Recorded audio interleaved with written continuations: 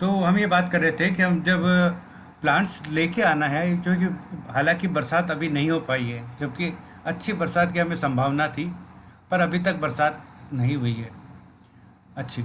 फिर भी हम नर्सरी से अपन अगर कुछ प्लांट्स लाए हैं या लेने जा रहे हैं, तो उसमें हमें ये बातों का ध्यान रखना होगा कि पहली बात तो हम अ, प्रयास ये करें कि हम अपनी लोकल नर्सरी, अपने शहर की ही नर्सरी में जहाँ पे प्लांट तैयार किए गए हैं, उन्हीं को लेंगे तो वो ज़्यादा एडेप्शन उनका अच्छा होगा, एक्लमटाइज अच्छा करेंगे अपने एरिया को। दूसरी बात, ग्राफ्टेड फ्रूट प्लांट लाएंगे, क्योंकि ग्राफ्टेड फ्रूट प्लांट में बियरिंग जल्दी होगी और वो ट्रू टू टाइप होंगे। जैसे अगर आपने दशहरी आम के आपने लिया है, तो दशहरी आम ही आएगा। अगर अपन सीड से तैयार करते हैं, तो ये ज़रूरी नहीं है कि आप दशहरी जैसा ही आए, उससे मिलता जुलता भी दूसरे तरह का फ्रूट आ सकता है, और इसके अलावा उसमें समय ज़्यादा लगेगा।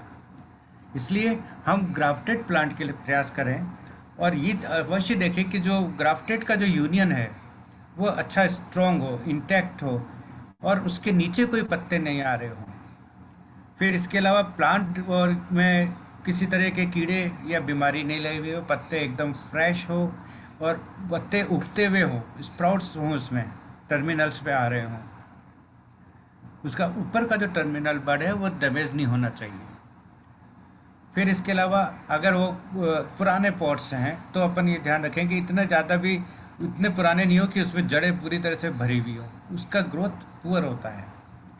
फिर इसके अलावा हम ये देखेंगे कि है ना, अगर उसमें कोई फ्रूट्स आ रहे हैं, अक्सर ऐसा होता है कि कुछ फ्रूट्स हम देख के लाते हैं कि इसमें तो फ्रूट्स आ रहे हैं, पर होता ये है कि उस फ्रूट से एक बार तो आते हैं पर इसके बाद में नहीं आते हैं। तो हमें 3 साल तक फ्रूट नहीं लगे, फ्रूट लगे हुए हैं, उसका एक फ़ायदा ये होता है कि हमें ये पता चल जाता है कि फ्रूट्स का कौन सा वाला फ्रूट आ रहा है, उसका जो प्रॉपर्टीज़ है। जैसे अगर माना दशहरी का लिया, उसमें थोड़ा सा फ्रूट आया हुआ है, तो अपन को पता चल जाता है कि इसमें दशहरी फ्रूट आएगा। केवल एक फ़ायदा ये होता है। फिर हम गड्ढा कैसे तैयार करेंगे?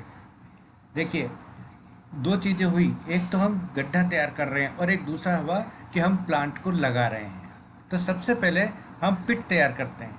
पिट हमारा 75 सेंटीमीटर, मतलब 1 मीटर से 1 मीटर क्यूबिक होता चाहिए, मतलब लंबा, चौड़ा और गहरा।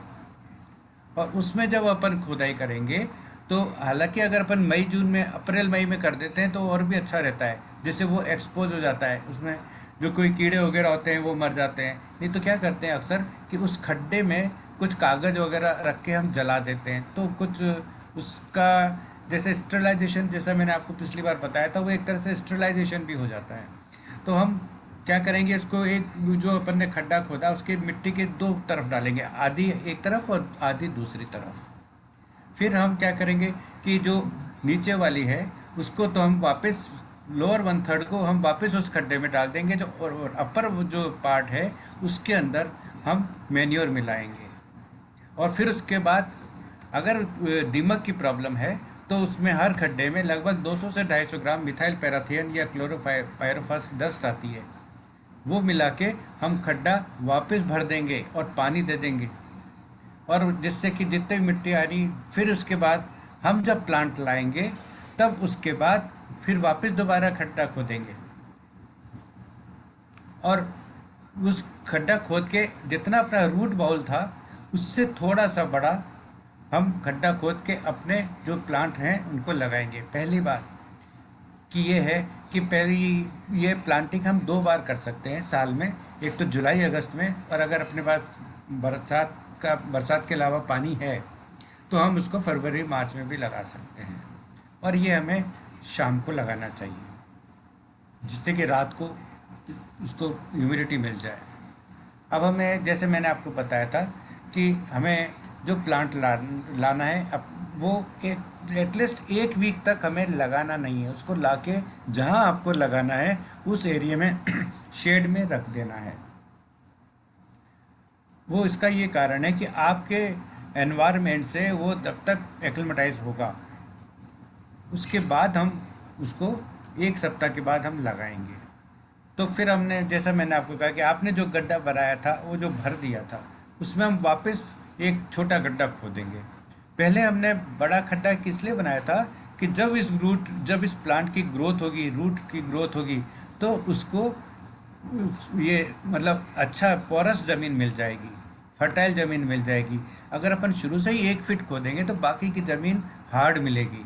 तो अपन को, जैसा मैंने आपको कहा है, कि लगाने से पहले अपन आधा मीटर या 1 मीटर लंबा चौड़ा खोद के फिर उसको भर देंगे, जिस तरह से मैंने बताया है। और उसके बाद हम उसमें नया अपना प्लांट लगाना है उसको लगाएंगे। अच्छा, फिर ध्यान देने की क्या बात होती है, जो नर्सरी से जो हम पौधा ला रहे हैं, या तो वो प्लास्टिक की थैली में होता है या फिर किसी छोटे पॉट में आता है। तो उसको हम इत्मीनान से प्लास्टिक की थैली को फाड़ देंगे, रूट बॉल को डिस्टर्ब नहीं करेंगे, और फिर हम उसको लगा देंगे। पर एक बार मेरे साथ ऐसा हुआ था कि जब मैंने प्लास्टिक की थैली हटा के अपने इस पॉट में लगा दिया था, तो ग्रोथ ही नहीं हो रही थी। फिर मैंने वापस उखाड़ के देखा तो पता चला कि उसके अंदर एक और थैली थी, और उसको उन्होंने ट्रांसपोर्टेशन वगैरह करने के लिए बड़ी बड़ी थैली के अंदर छोटी थैली रख के और उन्होंने उस प्लांट को मेरे को दिया। और मैं ये सोचता रहा कि पौधा बढ़ क्यों नहीं रहा है। तो थोड़ा सा अपन विजिलेंट रहें इस बात के लिए, ऊपर की थोड़ी सी मिट्टी हटा के देख लें कि कहीं उस थैली के नीचे एक और थैली तो नहीं है अंदर। तो इसका भी ध्यान रखना होगा। फिर उसके बाद हमें ग्राफ्टेड जो पार्ट है, वो अपन को कॉलर दिख जाता है, वो ज़मीन से थोड़ा ऊपर रखना है, 3 4 6 इंच ऊपर, और फिर उस पौधे को दबाना है अच्छी तरह से, प्रेशर दे के उसको फिक्स कर देना है।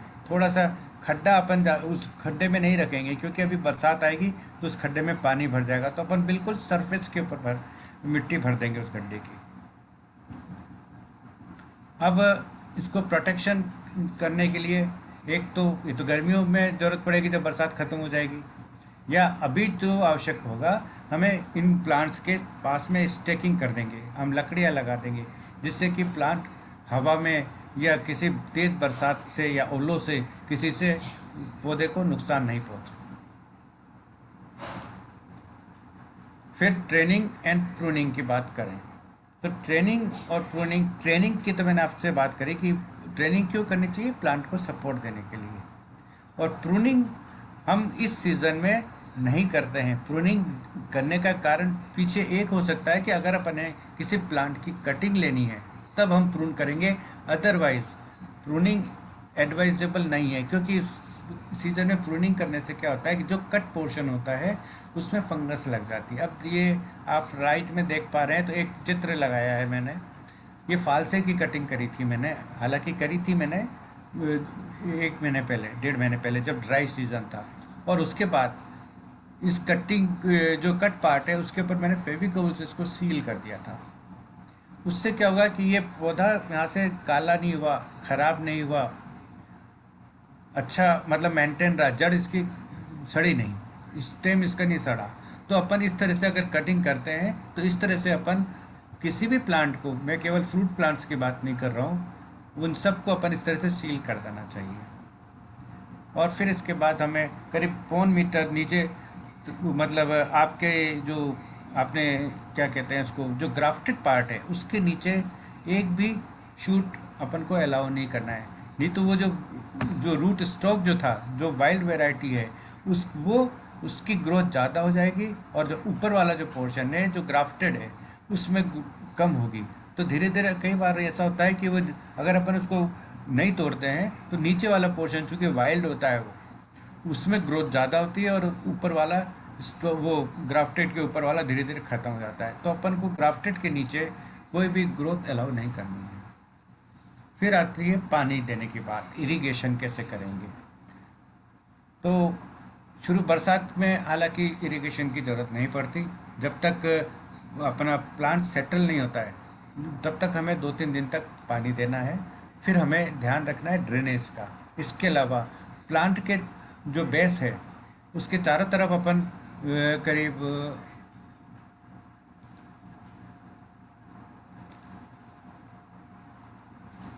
ये देखिए, ये प्लांट है हमारा, यहाँ आपने लगाया, इसके करीब 10 12 इंच दूर अगर बड़ा है तो ये, और यंग है तो कुल 6 इंच दूर अपन एक क्यारे चारों तरफ नाली बना देंगे,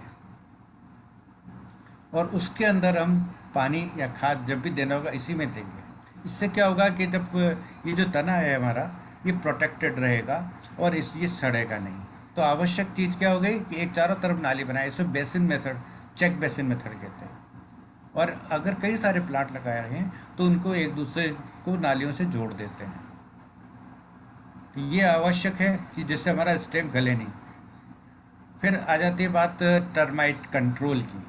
अभी अपने ही ग्रुप में कुछ क्वेश्चन आया था टर्माइट का, कि दीमक लग गई है, उसको हम किस तरह से कंट्रोल करें। तो मैंने बताया भी था, मैं एक बार वापस बताता हूँ कि अगर उस क्षेत्र में दीमक है या आपके पॉट के पास है, अभी पॉट आपका, अभी प्लांट आपका छोटा है, तो उसके चारों तरफ अपन यही जो मैंने आपको बताया नाली बनाई हमने।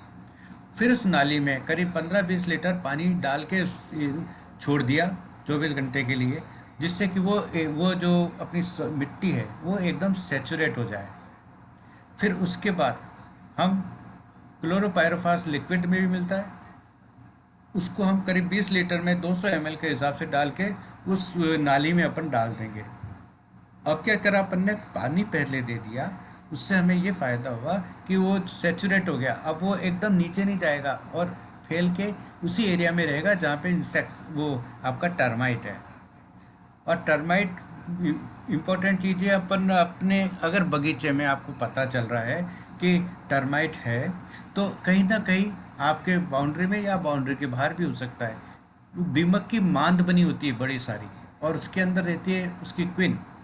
तो अगर हमें ये पता चल जाए कि ये दीमक की मांद यहाँ पे है, तो उसको हम वहाँ पे भी अपन उस ट्रीटमेंट को देना होगा। और जब तक क्वीन ख़त्म नहीं होगी तब तक आपके एरिया से टर्माइट का इन्फेक्शन, ये इन्फेस्टेशन जाएगा नहीं।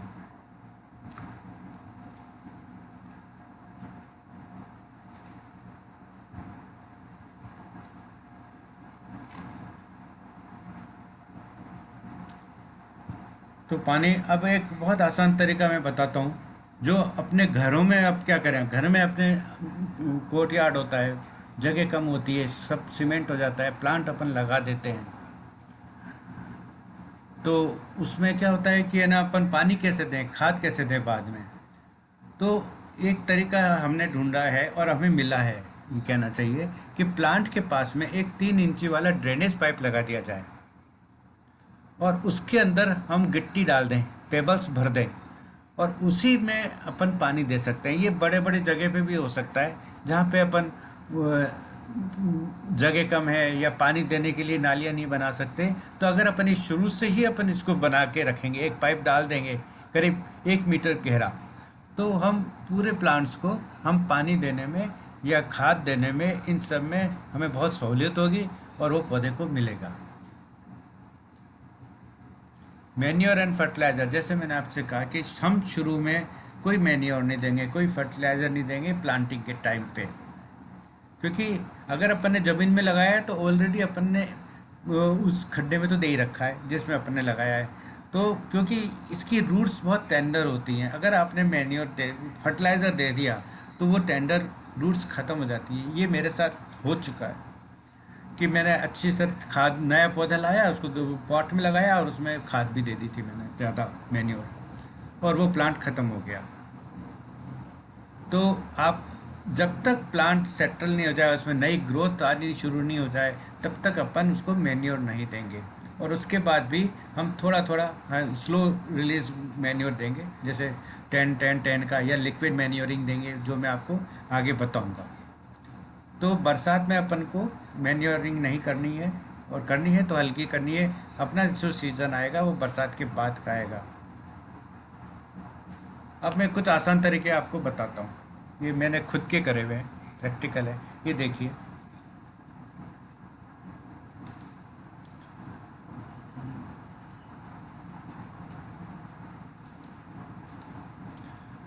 ये एक मेरे पास बकेट थी जिसमें मैंने ये नल लगा हुआ था, और एक्चुअली मैं लाया था बकरी की मिंगनी, मतलब गोट लीटर। तो गोट लीटर में बहुत अच्छा न्यूट्रिशन होता है। तो उस गोट लीटर को मैंने इस 20 लीटर की बाल्टी में लगभग करीब 4-5 किलो मैंने इसमें डाल के 10-15 दिन के लिए छोड़ दिया था। और एक इसके नीचे एक जाली लगा रखी थी मैंने, जिससे कि जो ये नल है इस नल में से जब हम फिल्ट्रेट लेंगे तो वो जाली से की वजह से वो बंद नहीं होगा। एक्चुअली तो ये बाल्टी थी, एक वो ट्रस्ट बास्केट की बाल्टी थी जो हमने होम मैन्योरिंग के लिए, किचन वेस्ट यूज़ करने के लिए थी। तो इसके नीचे हम ये लिक्विड मैन्योर ले लिया और इसको हमने करीब 2 या 3 बार हमने वापस पानी भर दिया और उसको वापस ले लिया। तो इससे एक फ़ायदा तो ये हुआ, फिर हमने जो ऊपर जो बची हुई थी खाद उसको हमने एक तरफ डाल दिया। अब एक तरफ डालने से जो एक जनरल प्रॉब्लम होती है, चाहे वो गोबर की खाद हो चाहे कोई भी हो, कि खरपतवार निकलती है। पर जब हमने इसको भिगो के इसका पानी निकाल लिया और उसके बाद ये जो खरपतवार, ये सॉरी, ये ऊपर से जो छना हुआ, छनने के बाद जो मिली खाद, वो अपन ने एक तरफ सूखने के लिए रख दी। तो इसमें आप देख पा रहे हैं कि है ना, ये छोटे छोटे से पौधे उगे हुए हैं। अब जैसे बकरी है, वो बबुल वगैरह के इनको खिलाए जाते हैं, तो ये सब उग जाएंगे इसके अंदर। और जब ये उग जाएंगे तो उनको वापस सूखा, मतलब ख़त्म करके अपन अपने पोटिंग मिक्सचर में यूज़ कर सकते हैं। तो करीब इसका जो अपन ने लिया 5 लीटर, इसमें से जो लिया 5 लीटर, और उसको 20 लीटर पानी में घोल के हम उसको अपने इसमें यूज़ कर सकते हैं लिक्विड मैन्योरिंग में। एक और तरीका मैं आपको बताता हूँ। दूसरा तरीका, एक मैन्योर टी कहा जाता है। मैन्योर टी का मतलब ये नहीं कि अपन ने चाय की पत्ती का खाद बनाया। इसमें क्या करते हैं हम कि है ना, एक बकेट लेते हैं, उसमें करीब 20 लीटर की एक बकेट ले ली हमने, और उसमें एक पानी भर दिया करीब 15 लीटर, और फिर एक हमने बोरी ली, बर्लैप का मतलब बोरी, या हमारे घर पे कोई पुराना तकिए का खोली पड़ी हुई हो, उसके लेके हमने करीब 2.5-3 किलो उसमें मैन्योर मिला ली, चाहे वो गोबर की खाद हो, चाहे वो कंडे हो, चाहे सूखी खाद हो, चाहे वर्मी कंपोस्ट हो, वो उसको लेके हम इस बोरी में भर के और इस पानी के अंदर हम रख देंगे। और ये करीब हम रखेंगे 12 से 15 दिन, और ज़्यादा भी रख लेंगे, जब तक ये पानी जो था वो एकदम डार्क चॉकलेटी रंग का या गोल्डन कलर का नहीं हो जाए। इसका मतलब क्या हुआ कि इसके अंदर जो खाद रखी थी वो धीरे धीरे घुल के बाहर पानी में निकल आई। तो इस पानी को हम निकाल के, इसको बोरी को हम ऊपर जो थी इसके अंदर भिगोई थी अपन ने, उसको हम लटका देंगे निकाल के, और उसमें से जब तक सब नहीं निकल जाएगा तब तक उसको हम लटके रहेंगे। और फिर उस पानी को हम 1:20 के रेशियो में, मतलब करीब 200 ml जो अपना ये टी बनी, 1 लीटर पानी में घोल के हम उसको ड्रेंच करेंगे और स्प्रे भी कर सकते हैं। पर अगर हमने पोल्ट्री मैन्योर ली या गॉट मैन्योर ली तो इसका रेशियो डाइल्यूशन का और ज़्यादा बढ़ जाएगा। तो 20 लीटर में 1 लीटर ही काफ़ी होगा, क्योंकि बहुत स्ट्रॉन्ग होती है। और जो बचा उसको, जैसा कि मैंने आपको बताया, कि हम दोबारा अपने पॉटिंग मैन्योर में रह सकते हैं, या 1-2 बार और दोबारा पानी भी निकाल सकते हैं। अब हम अपने घर में लगा रहे हैं। अगर आप घर में लगा रहे हैं तो कुछ विशेष, पहली बात तो हम उन पौधों को लगाएंगे जिससे हमारे घर को नुकसान नहीं हो, इंफ्रास्ट्रक्चर डैमेज नहीं हो, नी बाउंड्री वॉल नहीं टूटे। बाउंड्री वॉल से भी हमें दूर लगाना है, घर से भी दूर लगाना है। तो फिर हमें कितना दूर लगाना है, इसके लिए एक इम्पॉर्टेंट बात होती है कि है ना, आपका जो प्लांट आप लगा रहे हो, जैसे आपने नीम, सॉरी, ये लगाया आपने ये अमरूद लगाया। अमरूद जो प्लांट फैलता है करीब 3 से 4 मीटर दूर तक फैलता है। तो आपके मतलब घर से उस पौधे की दूरी 5 मीटर होनी चाहिए। अगर इतनी जगह अपन है तो अपन को इतना बड़ा या ज़्यादा फैलने वाला पौधा लगाना चाहिए। नहीं तो अपन को जैसे नींबू वगैरह है उनको लगाना चाहिए, सीताफल हुआ, नींबू हुआ, बनाना हुआ, पोमग्रेनेट हुआ। आम वगैरह के लिए हमें कम से कम 15 मीटर दूर अगर आपके पास जगह है तो होना चाहिए, वरना ये आपके बिल्डिंग को नुकसान पहुंचाएगा। पता चला कि खूब बड़ा हो गया और जब फ्रूटिंग के टाइम पे आया तो आपको उसको इसलिए हटाना पड़ गया कि वो आपकी बिल्डिंग को या आपकी बाउंड्री वॉल को नुकसान पहुंचा रहा था। तो जैसा कि ये इस बुशी नेचर के, अगर आपके पास बाउंड्री कम है, गार्डन कम है, तो हमें जैसे अंजीर हुआ, नींबू, केला, अनार, अमरूद, मलबरी, मैंगो, जामुन, सीताफल, मोरिंगा हम अपने घर में आसानी से लगा सकते हैं। हमें ध्यान क्या रखना चाहिए, जैसा कि मैंने आपको पहले बताया कि जब भी हम नर्सरी से पौधा लाएं, कम से कम 1 वीक तक हम उसको नहीं लगाएं। और मैं तो बल्कि ये कहूँगा कि आप जो पौधा लाएं उसको ज़मीन में पहले साल लगाए ही नहीं, उसको पहले साल पॉट में रखें, उसको मजबूत होने दें, उसको अच्छा आपके एनवायरनमेंट के लिए, क्योंकि जब इसके कंटेनर में अपन लगाएंगे उसके क्या फ़ायदे होंगे ये मैं आपको अभी आगे बताऊंगा।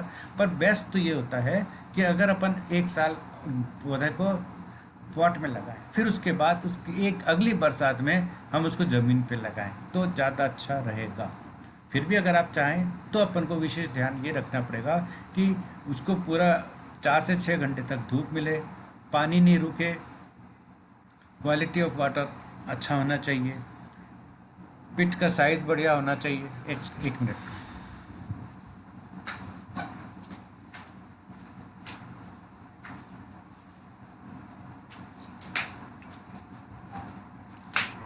हाँ जी, सॉरी। और एक और अच्छी बात ये होगी कि हम प्लांटेशन ये इसके साथ जब कर रहे हैं तो साथ में हम सीजनल और परमानेंट फ्लावर जरूर होने चाहिए, जो कि हमें मदद करेंगे इसकी पॉलिनेशन में, फ्रूट सेटिंग में। क्योंकि कुछ सेल्फ पॉलिनेटेड होते हैं और कुछ क्रॉस पॉलिनेटेड होते हैं। कौन से वाले होते हैं मैं आपको भी बताऊंगा। तो फ्लावर्स बहुत ज़रूरी हैं ट्रीज़ के साथ भी। जैसे मैंने आपको पिछली बार कहा था कि जहाँ हम वेजिटेबल्स के साथ, मैंने पिछली बार कहा था कि वेजिटेबल्स के साथ भी फ्लावर ग्रो करने चाहिए, उसी तरह से फ्रूट के साथ भी फ्लावर ग्रो करना बहुत ज़रूरी है। अब हम किस तरह से करें, क्या केयर करें? तो पहले तो ये बात मैंने आपको बताया कि जब हम पौधा लेके आ रहे हैं तो बड़े पॉट में नहीं लगाएं। अगर इसके पीछे क्या लॉजिक है? उसके पीछे लॉजिक ये है कि अगर आपने शुरू से एक पौधे लेके आए अपन, जो कि मुश्किल से 8-10 पत्तों का है, उसको अपन ने 16-18 इंच के गमले में लगा दिया, तो हम जब पानी देंगे तो उसको ज़्यादा पानी मिलेगा, मैन्योर भी ज़्यादा देंगे, तो वो प्लांट खराब हो सकता है। इसलिए हम शुरुआत किससे करेंगे? उसको 1 फीट वाले गमले से, 12 से 14 इंच के गमले में पहले साल लगाएंगे, फिर उसको अप पॉट करेंगे अगले साल। क्योंकि क्या होता है कि तीसरे साल में अपन मान के चल रहे हैं कि ये तीसरे साल के बाद फ्रूट्स आता है, तो उस टाइम तक अगर हम पौधे को ड्वार्फ, इससे क्या होगा, एक और फायदा कि वो ड्वार्फ रहेगा, छोटा रहेगा, उसकी ग्रोथ भी चेक रहेगी। पर एज काउंट करती है फ्रूटिंग के लिए, प्लांट की ग्रोथ कम करती है। तो जब एज हो जाएगी उसकी और कम हाइट, कम उसमें होगी कंटेनर में, उसकी कम ग्रोथ में होगी, तो पर जब सीज़न आएगा उसका तब अपन उसको बड़ा पॉट दे देंगे। मतलब पहले साल अपन ने, मैं आपको आगे बताऊंगा कि पहले साल में अपने जैसे 12 इंच या 14 इंच का लिया, दूसरे साल में अपने 16 से 18 इंच का लिया, और तीसरे साल में अपन ने 35 इंच का या 24 इंच से 36 इंच के बीच का गमला लिया। तो तीसरा साल वो होगा जिसमें अपन फाइनली फ्रूट को लगाएंगे। तो सबसे आते ही हम अपने इन फ्रूट्स को अपन छोटे गमले में लगा के प्रॉपर केयर करेंगे, क्योंकि उसमें पानी भी मेंटेन हो जाएगा। अगर आपको बरसात के कारण या धूप के कारण कहीं इधर उधर शिफ्ट भी करना पड़े तो छोटा पॉट आसानी से शिफ्ट हो जाएगा, बिना डैमेज हुए और बिना मेहनत के। तो अपन शुरू में अपन को प्लांट की मजबूत हेल्थ देनी है, इम्यूनिटी डेवलप करनी है, इसलिए उसको छोटे प्लांट्स में रखेंगे, ड्रेनेज होल क्लियर रखेंगे। और इसके अलावा लिक्विड मैन्योरिंग जो मैंने आपको बताई, महीने में एक बार लिक्विड मैन्योरिंग करेंगे, उसी का पानी पिलाएंगे। जैसे अपन ने जो लिक्विड मैन्योर बनाया उसी को मग्गा भर के, उसी का भर के हमने उसी का पानी पिलाया महीने में एक बार। और हमें ध्यान रखना है कि कोई कीड़ा तो नहीं लग रहा, पत्ते तो नहीं सूख रहे, इसका भी ध्यान रखना है। फ़ायदा जैसा कि मैंने आपको बताया कि कंटेनर में ग्रो करने का क्या फ़ायदा है। पहली बात कि हम उसको अपने सीज़न के हिसाब से शिफ्ट कर सकते हैं। गर्मी हुई तो छाया में लिया है, ठंड हुई या धूप में जब ज़रूरत हुई तो धूप में लिया है, फ्रॉस्ट से बचाने के लिए हमने उस पर कपड़ा ढक दिया, कंटेनर में ये फ़ायदा हुआ। अच्छा, एक और जनरल बात है कि ज़मीन से ज़्यादा कंटेनर में साल भर पहले, कम से कम 1 साल पहले फ्रूट जल्दी आता है, क्योंकि उसको रिसोर्सेज कम मिलता है, न्यूट्रिएंट्स उसको कम मिलते हैं, उसमें मेच्योरिटी जल्दी आती है। और अपन पौधे की रिक्वायरमेंट के हिसाब से दे सकते हैं। और अच्छा तो लगता ही है जब हमारे छोटे से पौधे में नींबू लग गया, आम लग गया, तो it gives pleasure to us. और ये छोटा होता है, जैसे बॉन्साई वगैरह बनाते हैं तो वो इसी तरह से रूट प्रूनिंग करके, स्टेम प्रूनिंग करके और ड्वार्फिज्म करके कंटेनर में बनाई जाती है। तो हमें क्या क्या ध्यान रखना है? पहली बात, हमें प्रयास ये करना चाहिए कि कोई भी हम फ्रूट प्लांट्स जो भी लाए हैं वो कम से कम एक दो लगे और पास पास लगे, ज़्यादा दूर नहीं लगे। वो हमें मदद करेगा उसके पोलिनेशन में, वो एनवायरनमेंट बनाएगा, उसके लिए माइक्रो एनवायरनमेंट बनाएगा। तो एटलीस्ट दो प्लांट एक स्पेसिस के हमें लगाना चाहिए। दो अमरूद लगाएं, दो पपीते, तो दो से भी ज़्यादा लगाने पड़ेंगे, क्योंकि हमें ये पता नहीं होता है कि कौन सा मेल निकलेगा, फीमेल निकलेगा, या ये हर्माफ्रोडाइट निकलेगा, मतलब जिसमें दोनों सेक्स एक साथ होते हैं। तो ये बात अपन मान के चलें कि कम से कम दो प्लांट हर एक के लगाने हैं। अच्छा, कुछ पौधे ऐसे होते हैं, कुछ फ्रूट्स ऐसे होते हैं जिसमें, जैसे अपन ने लौकी तोरई में देखा था कि फीमेल फ्लावर और मेल फ्लावर, ये तो हुआ एक प्लांट पे। और ऐसा भी होता है कि अलग अलग, एक प्लांट मेल का हो गया, एक प्लांट फ्लावर फीमेल का हो गया। उस केस में भी दो या दो से ज़्यादा पौधे होने चाहिए। अपन जो जनरली ग्रो कर रहे हैं वो मोस्टली सेल्फ पॉलिनेटिंग है। पर अब जैसे सीताफल है, एप्पल है, प्लम है, चेरी है, पियर्स है, ये क्रॉस पॉलिनेटिंग है। इसका मतलब इनको पॉलिनेशन के लिए हनी बीज की ज़रूरत है और सबसे इम्पोर्टेंट दूसरे प्लांट की ज़रूरत है। तो हमें, इसलिए मैं कह रहा हूँ कि कम से कम हर प्लांट के दो प्लांट लगाना चाहिए। और इसके एक कोई ये भी होता है कि क्या पता कब एक खराब हो जाए तो कम से कम एक तो चलता रहेगा। तो इसीलिए हमें उसका नीचे फ्लावर प्लांट्स लगाने चाहिए।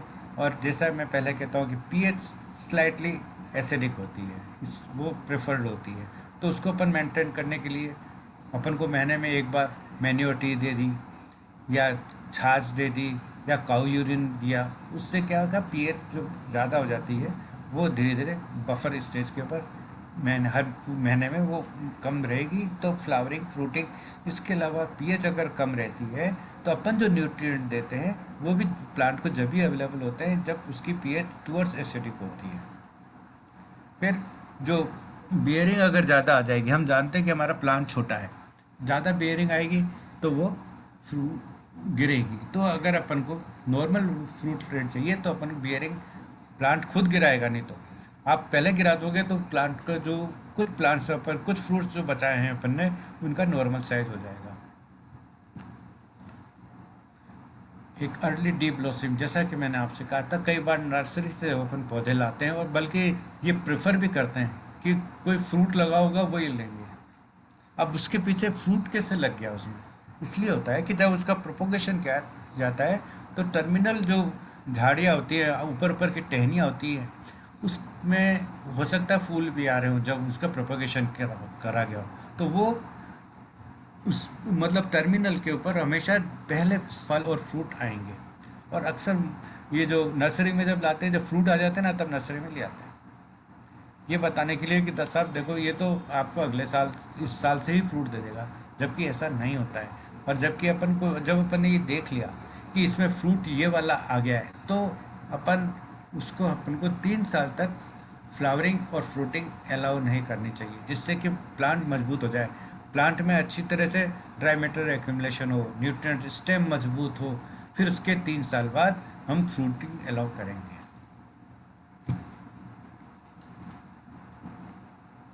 अब कुछ हम सप्लीमेंट्स लेंगे अपने प्लांट्स को मजबूत करने के लिए, फ्लावर शेडिंग नहीं होने के लिए।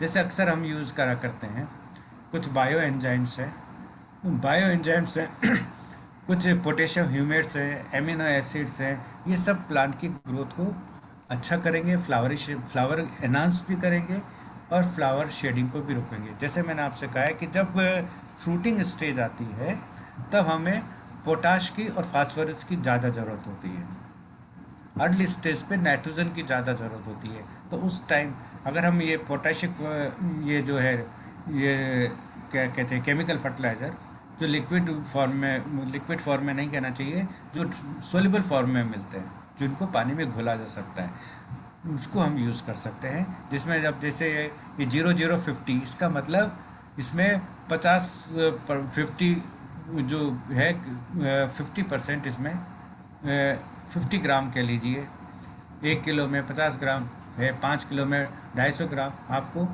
ये मिल रहा है पोटाश, क्योंकि वो हमें आवश्यक है। इसी तरह से सागरिका है, जो कि ये भी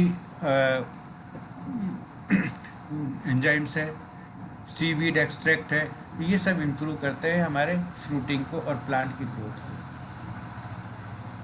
अब हमें किस तरह से पॉट को ग्रो करना है आप सब जानते हैं, फिर भी कई बार क्या होता है, कई छोटी छोटी सी गलतियां होती हैं, एक आध छोटी होती है, जिसके हम अपना प्लांट को खो देते हैं। तो सबसे इम्पोर्टेंट चीज़ क्या है, ड्रेनेज। तो नीचे अपन को कुछ पेबल्स भी बिछा सकते हैं, और नीचे एक जाली स्टील की छोटी सी जो अपना वायर मैश होता है उसको काट के उसके ऊपर रख देंगे, छेद के ऊपर। इम्पोर्टेंट चीज़ क्या है कि ड्रेनेज इतना भी ज़्यादा नहीं हो जाए कि पानी अपन ने डाला और निकल जाए, पर इतना भी नहीं हो कि वो 4 घंटे से ज़्यादा आपके गमले में पानी टिका भी रहे। तो इस चीज़ का हमें, ड्रेनेज सबसे इम्पोर्टेंट होता है कंटेनर गार्डनिंग में। तो हम नीचे ग्रेवल्स बिछा सकते हैं, उसके वो जो होल है उसके ऊपर हम स्टील की जाली रख सकते हैं। फिर हम इसमें सैंड, सॉइल और ड्राइड लीव्स और मैन्योर का एक पॉटिंग मिक्सचर रखेंगे, और जो अपन ने जो प्लांट रखा है वो अपने पॉट्स के नीचे आधे 50% हाइट के ऊपर उसको लगाएंगे, रूट बॉल को जो अपन प्लांट लगा रहे हैं। तो इस चीज़ का हम ध्यान रखेंगे, और पानी अच्छा सा देंगे। बरसात के दिनों में हम केवल पानी देंगे, और अर्ली स्टेज पे केवल पानी देंगे, मैन्योर नहीं देंगे, ये मैं आपको दोबारा ध्यान दिलाऊंगा। फिर आ जाती है बात एक पोटिंग और रिपोर्टिंग की, जो कि इस सीज़न में करा जाता है। पोटिंग और रिपोर्टिंग, वैसे रिपोर्टिंग सजेस्टेड होता है जब स्प्रिंग सीजन में, फरवरी मार्च में। पर अगर वो रूट बाउंड हो गया है, रूट बाउंड का मतलब उस पॉट में इतने जड़ें हो गई हैं कि वो नीचे ड्रेनेज में से निकलने लग गई हैं, प्लांट की ग्रोथ ख़त्म हो गई है, और अगर पानी देते हैं तो पानी ऊपर खड़ा हुआ रहता है, भरा रहता है, नीचे उतरता नहीं है, और प्लांट में विल्टिंग आ जाती है। तो आवश्यक ये है कि उस सॉइल को भी हम रीजनरेट करें, जैसे मैंने पिछली बार बताया था कि जो या तो अपन नई सॉइल लें, या पुरानी सॉइल के अंदर खूब सारा ऑर्गेनिक मैन्योर वगैरह मिला के हम दोबारा उस प्लांट को रिपोर्ट करें। तो रिपोर्ट का मतलब ये जब भी करेंगे जब प्लांट में इस तरह की सिचुएशन आ जाए कि ज़मीन मिट्टी में आपको दिखने लग जाए कि है ना, ये बहुत सूखी सूखी सी हो गई है, इसमें बिल्कुल कार्बन नहीं है, रेत रेत सी हो गई है, या प्लांट में ग्रोथ नहीं हो रही है, तब अपन एक बार उसको निकाल के उसको रिपोर्ट करेंगे, और कुछ रूट प्रूनिंग वगैरह करेंगे, वो मैं आपको अगले में बताऊंगा। इसी तरह से जैसा मैंने आपको कह रहा था कि पहले साल के बाद हम दूसरे साल में हम जब पॉट लेंगे वो थोड़ा बढ़ा लेंगे, वही वो कहलाएगा अप पोटिंग। मतलब रिपोर्ट में तो अपन उसी गमले में लगा रहे हैं, और अप पॉट में अपन लगा रहे हैं उससे बड़े वाले गमले में। तो वो बढ़िया सीजन जो होता है, फेवरेबल सीजन जो होता है, वो रिपोर्टिंग का स्प्रिंग होता है, अप पोटिंग का भी। अब ये देखिए, ये जो मैं रूट बाउंड की बात कर रहा था वो क्या होता है, आप देख रहे हैं जब इसके तने, इसके नीचे से वो जड़ें निकल रही हैं।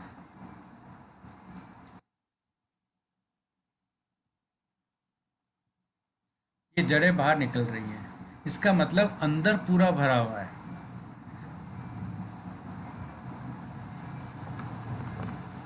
तो इम्पोर्टेंट चीज़ यही होगी कि हमें इस प्लांट को हमें निकालेंगे अच्छी तरह से, ध्यान से। और फिर ये देखिए कितना जड़ें भरी हुई है, मिट्टी की जगह ही नहीं रही है, इसमें पानी जाने की जगह नहीं रही है। तो इसको हमने निकाला। अब उसके बाद हम करेंगे कि सबसे पहले जो चारों तरफ जो इसमें जड़ें घूम रही थी पॉट में, उनको हम काट देंगे, और फिर ये इस तरह से लंबे लंबे कट दे के प्लांट्स उसको ढीला करेंगे। अपन ज़्यादा नहीं काट रहे, पहले तो अपन ने काटा चारों तरफ घूमने वालों को, उसके बाद अपने लूज़ करने के लिए डायरेक्ट इसको चीरे दे देंगे तीन तरफ से, और मिट्टी को झाड़ झाड़ के धीरे धीरे से उंगलियों से, जैसे अपन अपने सिर में उंगली घुमाते हैं, इस तरह से बालों को करते हैं, इस तरह से उसके धीरे धीरे उसकी मिट्टी कम कर देंगे। कम कर देंगे, मैंने ये नहीं कहा कि सारे निकाल देंगे। तो लूज़ कर दिया, और फिर उसको अपन ने वापस रख के, और वापस अपन ने उसको रिपोर्ट कर दिया।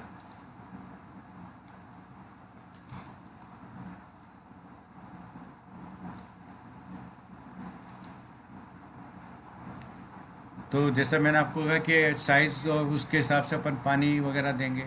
इम्पोर्टेंट चीज़ यही है कि एक अपन ने एक जनरल एक फार्मूला बना रखा है, 2 इंच वाला।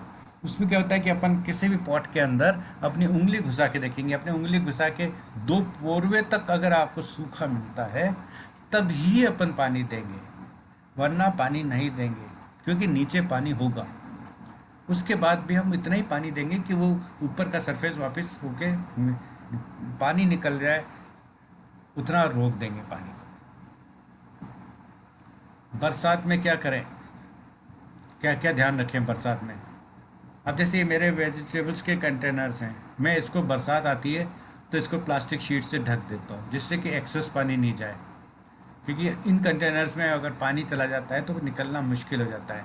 तो अपन पॉट्स के लिए क्या करेंगे कि हम उसको शेड में ले आएंगे, उनमें अपन जिससे कि एक्सेस पानी नहीं जाए। दूसरी बात, उनमें स्टैकिंग कर देंगे, डंडियाँ लगा देंगे, जिससे कि प्लांट हवा से, आंधी तूफान से टूटे नहीं, गिरे नहीं। और एक और अच्छा काम कर सकते हैं अपन कि उस गमलों को अपन ज़्यादा मिट्टी भर देंगे, बस आधा 1 इंच ऊपर से नीचे छोड़ेंगे, बाकी फुल मिट्टी भर देंगे। ज़्यादा मिट्टी भर देंगे तो पानी उसमें ज़्यादा रुकेगा ही नहीं, जितना पानी आएगा आधा इंच से ऊपर वो अपने आप निकल जाएगा। इसलिए इस तरह से भी अपन ज़्यादा पानी होने से बच सकते हैं। अब एक केवल प्रूनिंग वगैरह हम नहीं करते, पर अभी हम इसमें गुटी बांधना कहते हैं, जिसे एयर लेयरिंग कहते हैं। एयर लेयरिंग करने के लिए हम, ये देखिए, नींबू में भी करते हैं, आम में भी करते हैं, फालसे में भी करते हैं, सब फ्रूट प्लांट्स में लगभग किया जाता है। इसके करने के लिए हम एक पेंसिल साइज़ का एक डंडी लेंगे, इससे मोटी डंडी नहीं होनी चाहिए, और करीब 1 इंच का इसका गोल काट के और ये स्कार को हटा देंगे। इसको यहाँ से स्कार अपन ने हटा दिया ऊपर का, तो अंदर पीली पीली लेयर आ गई। इस पीली पीली लेयर को रखेंगे। फिर दूसरी तरफ अपन मॉस मिलती है बाज़ार में, तो इस मॉस को हम लेंगे और इस मॉस को पानी में भिगो के रखेंगे 2-5 मिनट के लिए। और फिर जब वो, उसके बाद मॉस निकालेंगे और उसको अच्छी तरह से प्रेस करके सारा एक्सेस पानी निकाल के हम उसको एक प्लास्टिक की थैली में रखेंगे। और उसके बाद इसके चारों तरफ हमने इसको टाइटली प्लास्टिक की थैली और मॉस रख के इसको बांध देंगे, जैसे कि इस चित्र में दिख रहा है, और एयर टाइट कर देंगे इसको बिल्कुल। यहाँ से बांध दिया, यहाँ से बांध दिया, और इसको अब अंदर आपके ये कट पोर्शन रह गया और ये मॉस रह गई। हालांकि जब तक बरसात सितंबर अक्टूबर तक कभी प्रॉब्लम नहीं आती है। अगर बरसात बीच में रुक जाती है तो पानी अगर ये सूख जाता दिख जाएगा आपको, क्योंकि अपन ने ट्रांसपेरेंट प्लास्टिक बांधी है। तो अपन इंजेक्शन के थ्रू, सिरिंज के थ्रू भी हम इसमें पानी दे सकते हैं। तो करीब 40-50 दिन के बाद अपन हम ये देखेंगे कि इसमें ये जड़ें फूट गई। प्लास्टिक की थैली है ना अभी ट्रांसपेरेंट, ये इस तरह से सारे जड़ें आपको दिखने लगेंगी। तो अबाउट 2 महीने बाद, 60 डेज़ के बाद हम इसको बाहर निकालेंगे। नीचे नीचे वाला पोर्शन ये अपन ने रखेंगे, ऊपर से अपन काट देंगे, जो कि वो यहाँ से जो जुड़ा हुआ था ये वाला, इसको अपन काट के, और ये नीचे वाला अपन काट के, और ये भी काटा, ये भी काटा, और फिर उसको पॉट में लगा दिया। इम्पॉर्टेंट चीज़ बात ये है, अपन इसको गहरा नहीं लगाएंगे, 1-2 इंच गहराई लगाएंगे। फिर ये अपने आप पौधा आपका तैयार हो जाएगा।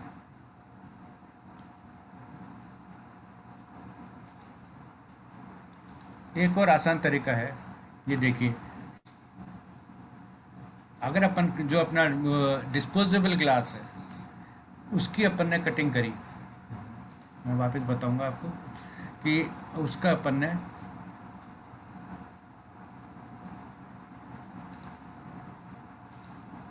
ये देखिए, ये यहाँ से अपन ने यहाँ तक इसको काट दिया, बीच में से काट के दोनों तरफ से अपन ने इसको रख दिया, और फिर उसके बाद इसको सील कर दिया काले टेप से, और इसको वापस पैक कर दिया। तो ये उससे भी थोड़ा आसान हो गया। जैसे ये खाली था, इसमें हमने ऊपर से भर के मोस भर दिया और फिर इस गिलास में अपन इसको टाइट कर दिया। ये भी जैसे अपने पहले प्लास्टिक की थैली से कवर किया था, वैसे इसमें अपन ने कवर कर दिया। और इसमें अपन ने देख रहे हैं ज़्यादा, इससे क्या फ़ायदा होगा कि आपने मोस ज़्यादा भर ली, ज़्यादा कंपेरेटिवली भर दी। तो ये भी एक आसान तरीका होगा अपन को ग्राफ एयर लेयरिंग करने का।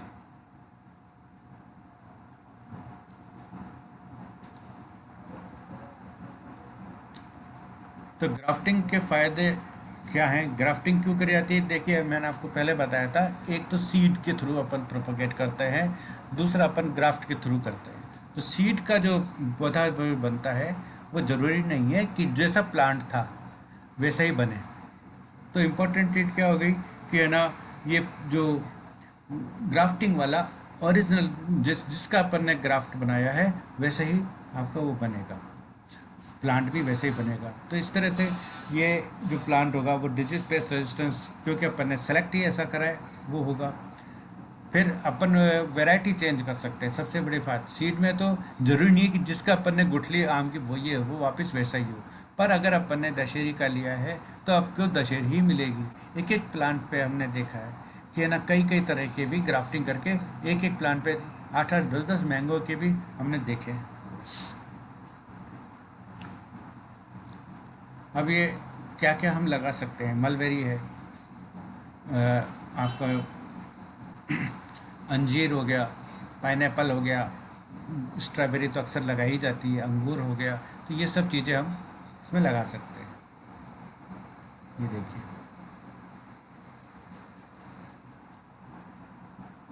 मैंगो।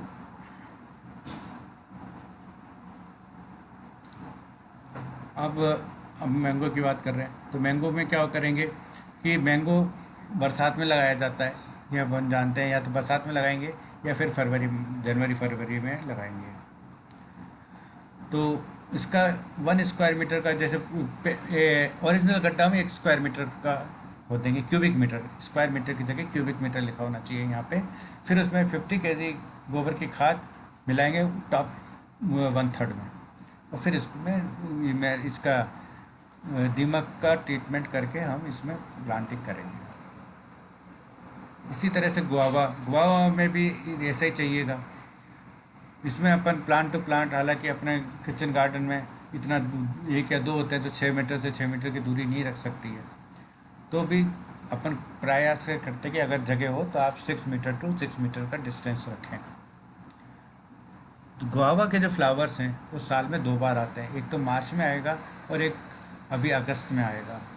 तो अपन को फ्रूट्स कंटेनर में तो अपन को सीज़न में ही लेने पड़ेंगे, पर अपन जो अगर ज़मीन में लगे हुए हैं तो अपन एक प्लांट को 2 हिस्से में बांट सकते हैं कि आधा प्लांट पे फ्रूटिंग फर्स्ट सीजन में आ जाए, तो ये एक तरफ के हम फ्रूट को शेड कर सकते हैं जिससे कि जो आए वो अच्छे हैं, या ये हमेशा फ्रेश में आते हैं, फ्रेश ट्विग में। तो अगर हम जब प्रूनिंग करेंगे इस विंटर्स में, तो प्रूनिंग हम आधे प्लांट की करेंगे, जिससे आधे में नए आएंगे तो उसमें फ्रूट आएंगे, उसके अगली बार में दूसरे पार्ट की करेंगे। इस तरह से अपन पूरे साल अपन फ्रूट ले सकते हैं। तो जो अमरूद है वो लगभग 125 दिन लेता है मैच्योरिटी के बाद, सेटिंग होने में, फूल आने के बाद फ्रूट बनने में 125 दिन लगते हैं। और जैसे मैंने आपको बताया कि 2 सीज़न में इसको लगाया जा सकता है। पानी इसमें अक्टूबर नवंबर में दिया जाएगा और लाइट एनुअल प्रूनिंग होगी आफ्टर एवरी हार्वेस्ट। सिट्रस में कई तरह के सिट्रस आ जाते हैं, जैसे मैंडरिन, संतरा, किन्नू, स्वीट ऑरेंज, मौसमी, ग्रेप फ्रूट्स, लेमन, नींबू, कई तरह के होते हैं। सबको सिट्रस परिवार कहा जाता है। ये देखिए, लेमन, स्वीट ऑरेंज, ऑरेंज, नींबू, किन्नू। अब इसका प्लांटिंग में इसका ग्रोथ कम होती है टॉप पे, इसलिए हमने इसको लिया है 60 सेंटीमीटर क्यूबिक सेंटीमीटर के खड्डा खोदा है। फिर इसमें हमने 10 किलो FIM और 500 ग्राम सुपर फास्फेट डाल के हमने पिट को तैयार कर लिया। फिर उसको वापस ढक दिया, पानी डाल दिया। उसके बाद जब हमने प्लांटिंग करी तब हमने रूट बॉल, जैसा मैंने आपको पहले बताया, 1 फीट बाई 1 फीट का खोद के और फिर प्लांट लगाया। स्प्रिंग में इसमें ज़्यादा आती है फ्लावरिंग, और फ्रूट सेटिंग की इसमें सबसे ज़्यादा प्रॉब्लम होती है।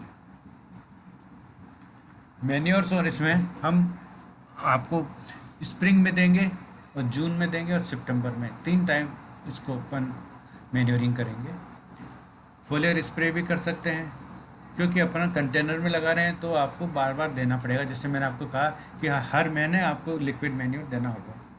तो इसकी प्रूनिंग और ट्रेनिंग हम अभी नहीं करेंगे, हमारा सीज़न आएगा तब हम इसको वापस टेकअप करेंगे विंटर्स में। अब एक जनरल ये प्रॉब्लम होती है कि ये प्रॉब्लम क्या दुखी करता है ये, कि है ना, हमारे नींबू इतने सारे आए सब झड़ गए। अब कुछ इसमें नेचुरल होता है। अब कैसे नेचुरल होता है ये मैं आपको बताता हूँ, जिससे आप ये नहीं सोचें कि हमारे साथ कुछ बुरा हो गया, कि हमने कुछ क्या कर दिया जो हमारे सारे फ्रूट्स गिर गए। एक नेचुरल फिनोमेना, फ्रूट ड्रॉप एक नेचुरल फिनोमेना है, ये होता ही है। तो अब इसको अपन 3 पीरियड में 3 बार में होता है। फूल आने के बाद पहला जो फूल आया और फ्रूट बनने से पहले एक तो ड्रॉप जब होगा, जो करीब 80 to 90% फ्लावर ड्रॉप होंगे बिना फ्रूट बने, ये इसका कारण होगा न्यूट्रिएंट की कमी, या आपको तेज आंधी आ गई, बरसात आ गई, या गर्मी बहुत ज़्यादा पड़ गई, फ्रॉस्ट आ गया, तो ये करीब 80 to 90% फ्लावर्स फ्रूट बनने से पहले ही ड्रॉप हो जाते हैं, जैसे आपने ऊपर वाले चित्र में देख रहे हैं। फिर बीच वाला आता है, उससे कहते हैं जून ड्रॉप, मतलब जून के महीने में जब ब्लूम आ जाता है और छोटे छोटे से आपके फ्रूटलेट बन जाते हैं, तब भी करीब लगभग 10% जो बने हैं, जो सेट में, उसमें से भी 10% फ्रूट्स आपके वापस शेड हो जाएंगे। अब ये बन गए बड़ा। अच्छा, कई अब फिर एक स्टेज और आती है, जब ये जो फ्रूट है, नींबू है, वो ग्रीन ही रहता है और येलो होने से पहले या पकने से पहले भी गिरता है। इसमें वो भी न्यूट्रिएंट की कमी से ही होता है। तो अपन को मतलब एक तो शुरू में पानी कम देना है, मेंटेन रखना है कि है ना, मॉइस्चर भी रहे और नमी भी रहे और ज़्यादा पानी भी नहीं हो। इसके लिए हम क्या करेंगे, सबसे पहले कि ड्रॉट नहीं होना चाहिए, मतलब सूखा नहीं पड़ना चाहिए, पर पानी ज़्यादा भी नहीं होना चाहिए। इसके लिए क्या करेंगे कि नमी रखेंगे और मल्चिंग यूज़ करेंगे। जो अपना मल्चिंग का मतलब, जो रूट का, जो पौधे का जो नीचे का एरिया है, उसमें पत्ते वत्ते अपन सूखे पत्ते बिछा के रखेंगे, तो हमारा ये मल्चिंग होगा और ये नमी की कमी नहीं होगी। इसी तरह से टेम्परेचर जो चेंज होता है वो भी एक कारण होता है। कुछ कीड़े लगते हैं जिसमें माइट्स लगते हैं, और इसके लिए अपन ऑर्गेनिक पेस्टिसाइड्स को यूज़ कर सकते हैं। न्यूट्रिशन डेफिशिएंसी में कई बार जैसे नींबू फट जाता है, तो इसके लिए हमको बोरॉन की और फास्फोरस वगैरह कमी होती है, तो हम जिप्सम, प्रोम, बोनवील और नीम केक, ये इन सब का हम at the time of planting he use, मतलब उसी टाइम डालेंगे। और इसको अपन लिक्विड मैन्योर के लिए भी कहा है मैंने आपको, इसको लिक्विड में बाद में भी ऐड कर सकते हैं। ये अपन को पहले साल के बाद में डालना है मैन्योर को। प्रूनिंग हम समर्स में, मतलब बरसात से पहले करेंगे, और जितने भी जो डेड ट्विग्स हैं उनको काट देंगे, क्योंकि वो बीमारी के कारण होते हैं। फिर उसके ऊपर अपन ने वो क्या कहा था मैंने आपसे, कि है ना, अपन सील कर देंगे इसके ऊपर थोड़ा थोड़ा सा फेविकॉल या नेल पॉइंट, जो अपन नेल पॉलिश जो होती है उसको लगा के उसको बंद कर सकते हैं। ज़्यादा फ्रूट आएंगे उसको भी हम कुछ कम कर सकते हैं, जिससे कि फ्रूट की क्वालिटी अच्छी हो जाए।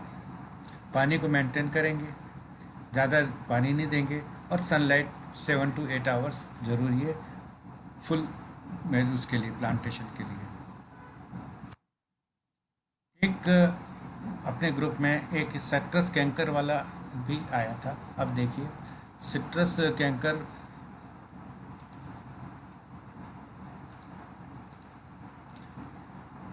पहले तो ये है कि इस स्टेम के ऊपर इस तरह से ब्राउन छिलके बन जाते हैं, ये कैंकर का निशानी है।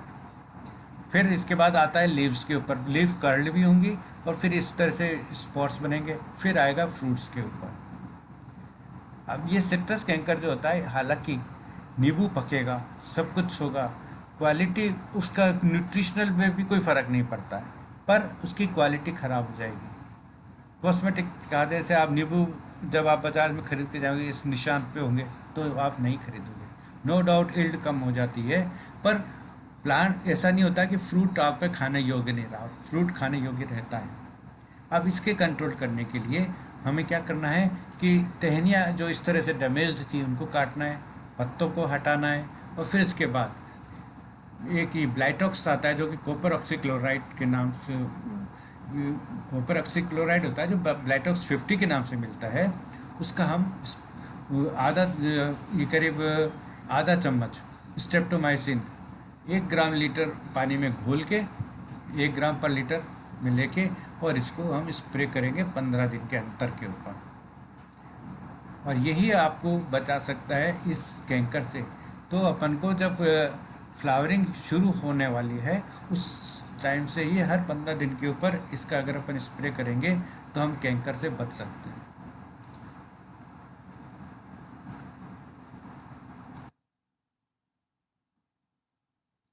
लास्ट में एक फ्रूट है अनार। अनार हम लोग सब, कई लोग कोशिश कर चुके हैं, मैंने भी बहुत बार करी है, बहुत अच्छा ग्रोथ बहुत अच्छी हो जाती है। पर एक तो प्रॉब्लम क्या होती है, इसमें बीमारी बहुत लगती है, कीड़े बहुत लगते हैं, तो स्प्रे बहुत करना पड़ता है। और ऑर्गेनिक, एक बार इसके फ्रूट में अगर कीड़ा घुस जाता है तो हम ऑर्गेनिक पेस्टिसाइड से उसको कंट्रोल नहीं कर पाते हैं। इसलिए इसको, अनार को अपने घर में लगाना, इसका मतलब हर 7वें दिन फ्लावरिंग शुरू होते ही इस पे स्प्रे करना शुरू करना पड़ेगा ऑर्गेनिक पेस्टिसाइड्स का, क्योंकि इसकी स्किन भी ख़राब हो जाती है, कीड़े लग जाते हैं, अंदर घुस जाता है, अंदर से सड़ा हुआ निकलता है। फिर इसके बाद इसके न्यूट्रिएंट की रिक्वायरमेंट भी ज़्यादा होती है, नहीं तो अंदर से सब सफ़ेद सफ़ेद दाने निकलते हैं। ये करीब 125 से 180 दिन लेता है। एक इम्पॉर्टेंट बात और होती है, ये होती है कि इसमें 3 तरह के फ्लावर आते हैं। इसलिए मैंने आपसे कहा था ना कि आपको हमेशा 2 प्लांट होने चाहिए। तो एक में मेल फ्लावर भी आते हैं, फीमेल फ्लावर भी आते हैं, और मिक्स भी आते हैं। पर कई बार ऐसा होता है कि जैसे अपने लौकी तोरई में आता है, मेल ही मेल आते जा रहे हैं, फीमेल आ रहे हैं, और जब फीमेल आए उस टाइम मेल फ्लावर ख़त्म हो गए। तो इम्पोर्टेंट क्या होता है कि 1-2 प्लांट और होंगे तो इसमें अपन पोलिनेशन कर पाए, मिल पाएगा अपने हाथ से, तो अपन इन बड़े पौधों में कर नहीं सकते। तो ये आपका,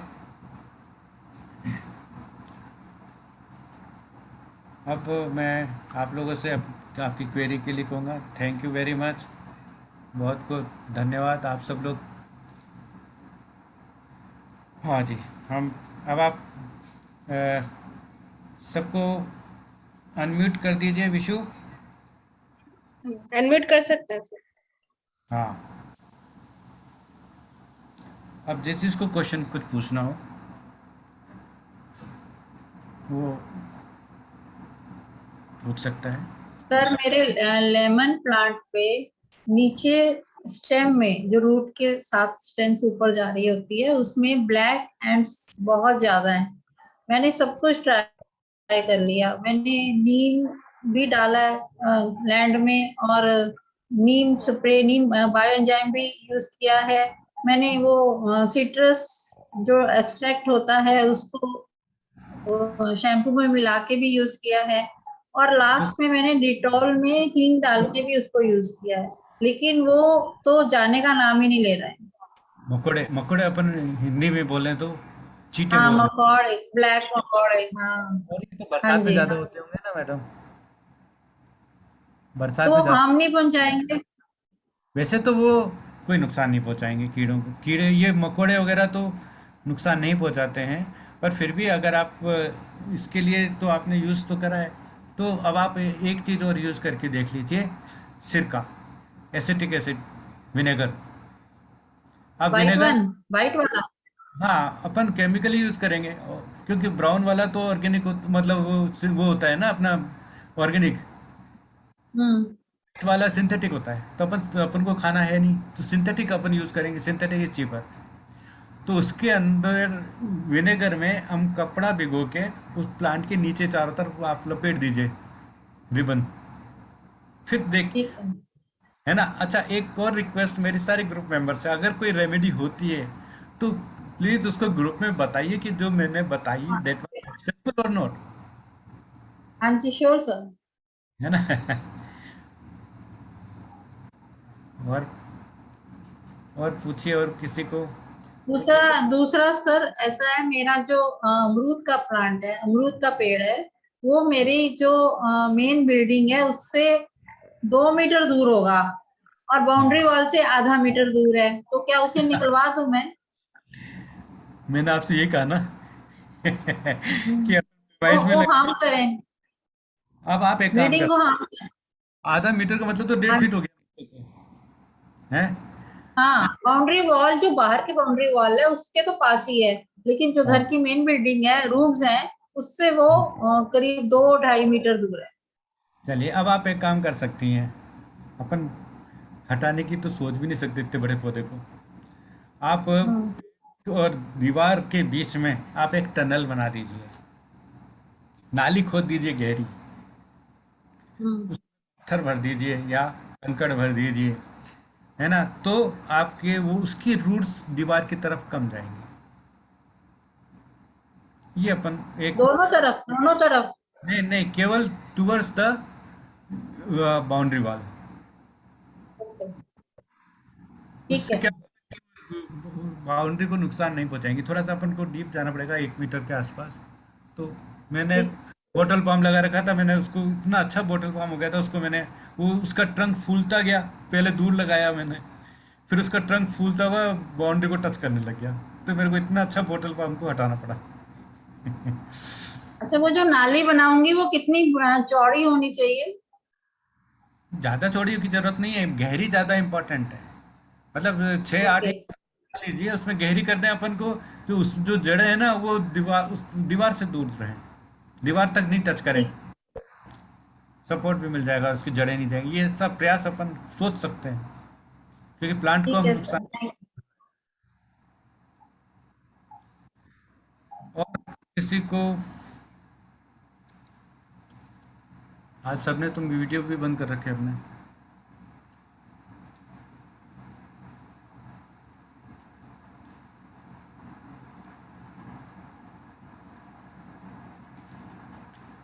तो अगर किसी को कुछ नहीं पूछना है, सब संतुष्ट हैं, तो अपन लीव करें।